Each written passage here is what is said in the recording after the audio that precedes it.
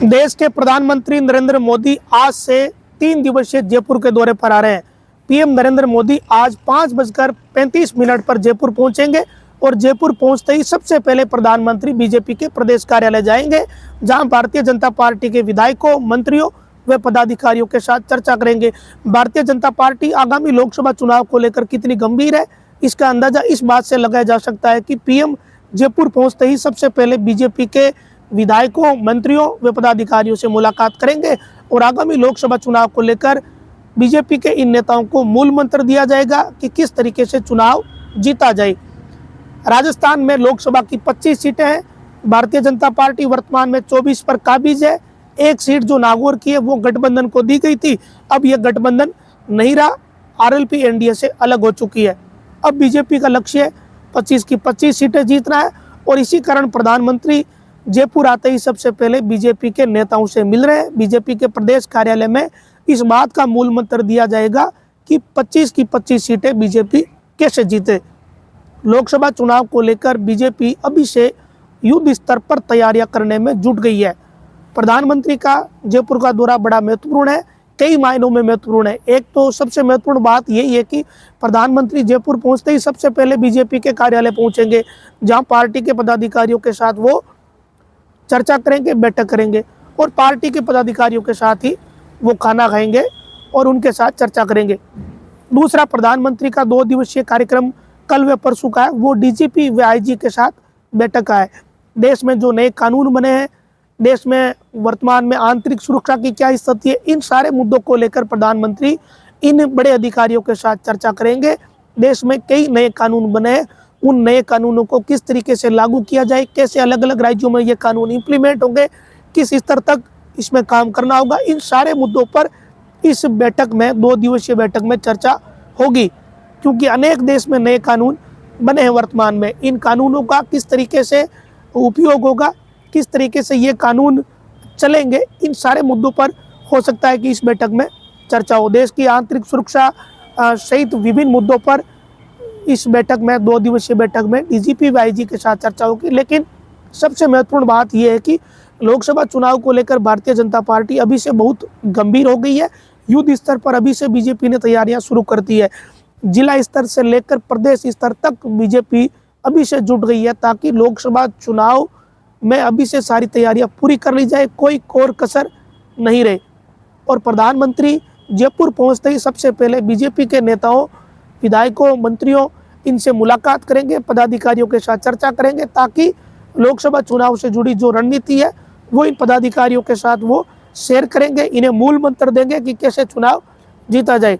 वर्तमान में 24 सीटों पर बीजेपी काबिज है। एक सीट आरएलपी के हनुमान बेनीवाल के पास थी, अब वो इस्तीफा दे चुके हैं।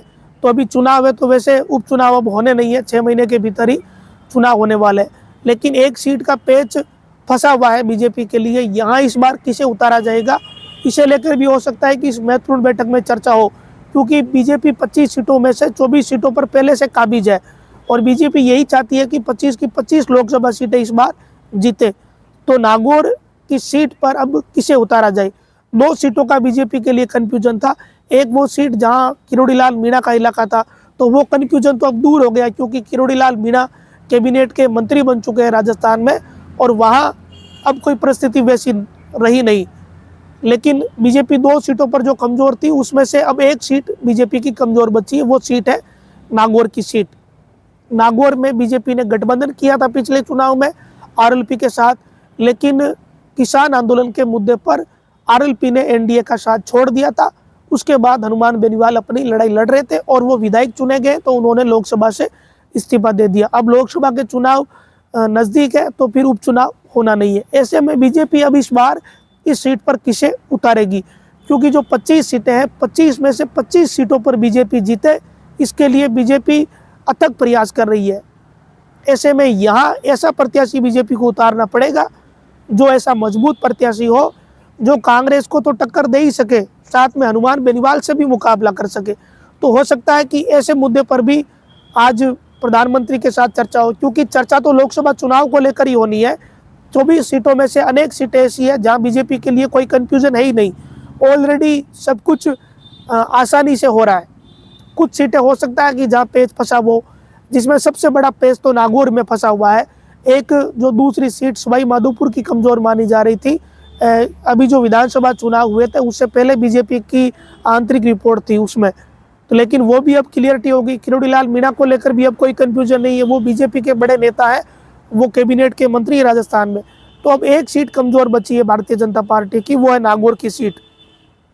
नागौर में बीजेपी एक दांव खेल चुकी है, कांग्रेस की बड़ी नेता ज्योति मिर्धा को बीजेपी ज्वाइन करवाकर, लेकिन एक जो दांव खेला वो दांव वापस कमजोर भी पड़ गया, क्योंकि ज्योति मिर्धा नागौर में चुनाव जीत नहीं पाई थी विधानसभा का।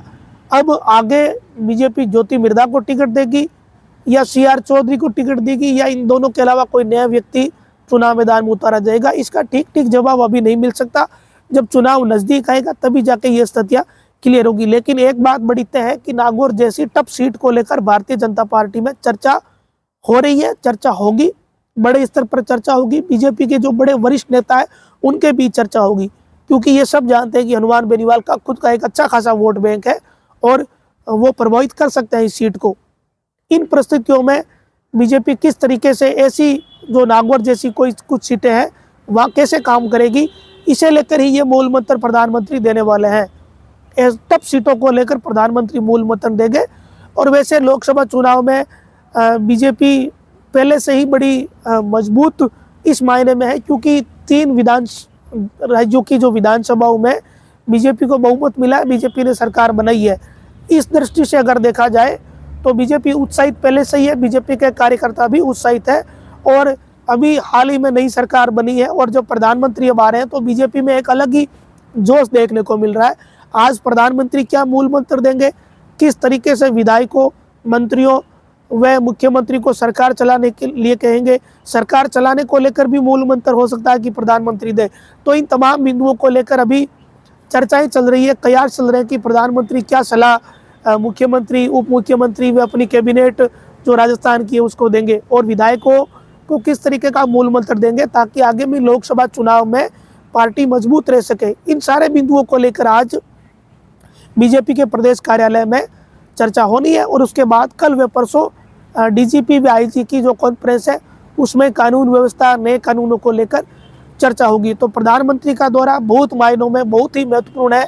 प्रधानमंत्री पहली बार है जब 3 दिन तक लगातार जयपुर रुक रहे हैं, जिसमें पहली ही मीटिंग बीजेपी के पदाधिकारियों, नेताओं, विधायकों व मंत्रियों के साथ है। ऐसे में नज़र सबकी इसी बात पर है, विशेषकर राजनीतिक पार्टियों की, राजनीति में रुचि रखने वाले लोगों की नज़र इस बात पर है कि प्रधानमंत्री नरेंद्र मोदी या बीजेपी के नेताओं को क्या मूल मंत्र देने वाले हैं।